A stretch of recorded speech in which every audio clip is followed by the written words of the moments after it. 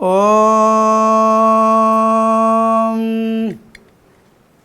குடில குந்தள பால நமோ நமோ நிடிலலோஜன சூத நமோ நமோ மிருகமத சுதிலக நமோ நமோ நமோ பாலா மல்லீச சரவணோத்பவ ஸ்கந்த நமோ நமோ சுவாமி பூதரவாச நமோ நமோ சரவணோத்பவ ஸ்கந்த நமோ நமோ சுவாமி பூதரவாச நமோ நமோ பக்தரக்ஷக நமோ நமோ நமோ சூரநாசக பக்தரக்ஷக நமோ நமோ நமோ சூரநாசக.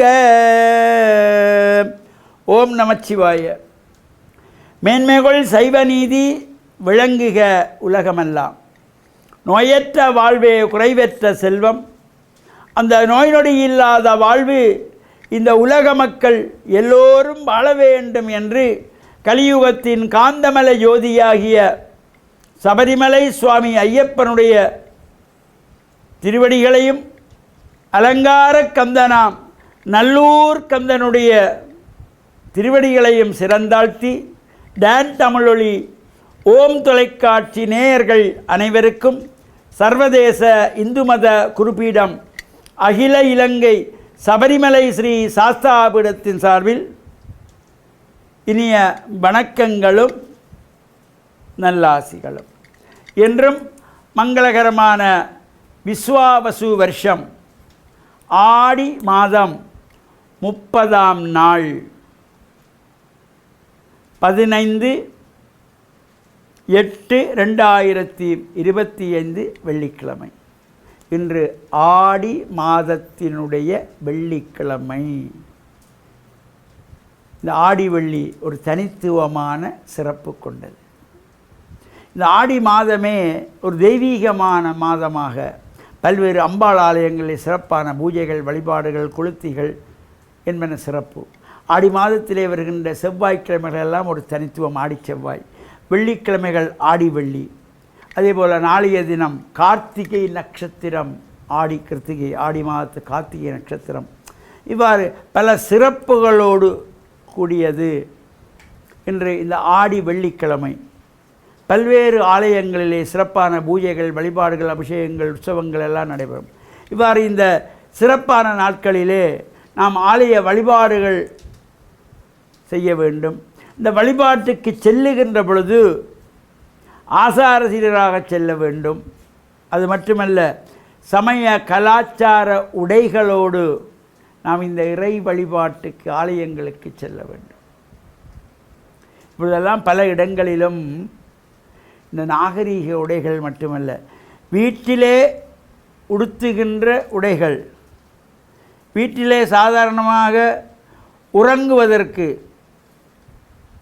அணிகின்ற உடைகளோடு கூட ஆலயங்களுக்கு சென்று வழிபாடு செய்வதையெல்லாம் பார்ப்பதற்கு வேடிக்கையாக இருக்கிறது.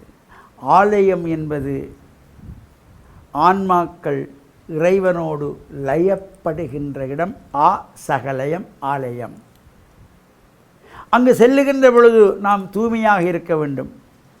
உடல் தூய்மையாக இருக்க வேண்டும், மனம் தூய்மையாக இருக்க வேண்டும், ஆடைகள் தூய்மையாக இருக்க வேண்டும், சிந்தனைகள் தூய்மையாக இருக்க வேண்டும், நம்முடைய பேச்சுக்கள் தூய்மையாக இருக்க வேண்டும்.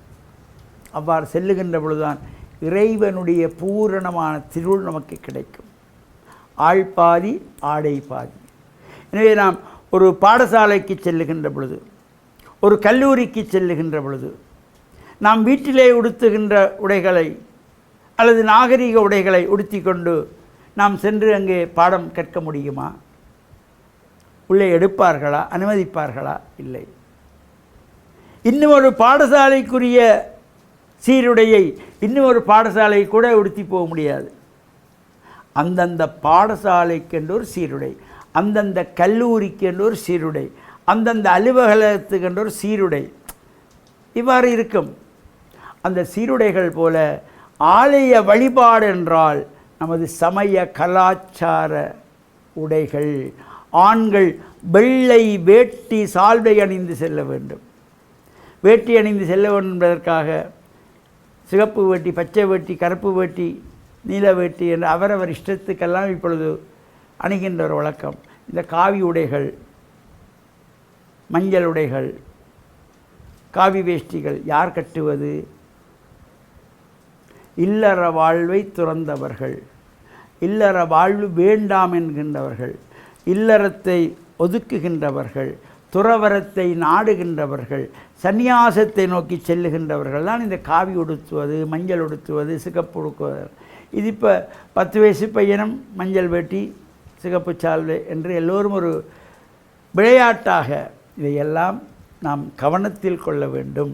இதை பெற்றோர்கள் கவனிக்க வேண்டும். வெள்ளை வேட்டி தூய்மையான ஆடை, தூய்மையான உள்ளம், தூய்மையான உடல், தூய்மையான சிந்தனையோடு இறைவனை வழிபாடு செய்தால் இறைவனுடைய பரிசுத்தமான அந்த அருள், பூரணமான அருள் நமக்கெல்லாம் கிடைக்கக்கூடியதாக அமையக்கூடிய சிறப்போடு கூடியது. இந்த வெள்ளிக்கிழமை நடைபெறுகின்ற பூஜைகள், வழிபாடுகள் நாம் கலந்து கொள்வதோடு நமக்கு ஆலயங்களுக்கு செல்ல முடியவில்லையா, வீட்டிலே இருந்து சிவபுராணத்தை நாம் பாராயணம் செய்தாலே எல்லா வினைகளும் தீர்ந்து விடுமா. நமக்கு நிறைய எதுவும் செய்ய முடியவில்லையா, வீட்டிலே இருந்து சிவபுராணத்தை பாராயணம் செய்யுங்கள்.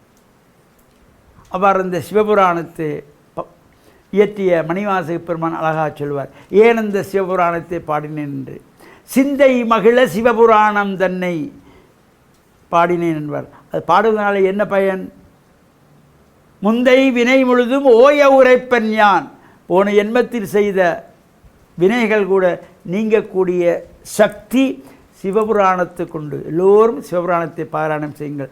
நமக்கு சிவபுராணத்தை பாராயணம் செய்ய முடியவில்லையா, ஓம் நம சிவாய, ஓம் நம சிவாய, ஓம் நம சிவாய, ஓம் நம சிவாய, சிவாய நம ஓம் என்ற பஞ்சாட்சரத்தை யமம் செய்தாலே எல்லா விதமான சிறப்புகளும் கிடைத்து வாழ்வு உயர்வுற்று பேரானந்த பெருவாழ்வு வாழ டான் தமிழொலி ஓம் தொலைக்காட்சி நேயர்கள் அனைவருக்கும் சர்வதேச இந்து மத குருபடத்தின் சார்பில் நல்ல ஆசிகளை கூறிக்கொள்வதில் மன மகிழ்வு கொள்கிறோம். சர்வே ஜனாக சுக்கினோ பவந்து, சமஸ்த சன்மங்களானி சந்து. சுபம்.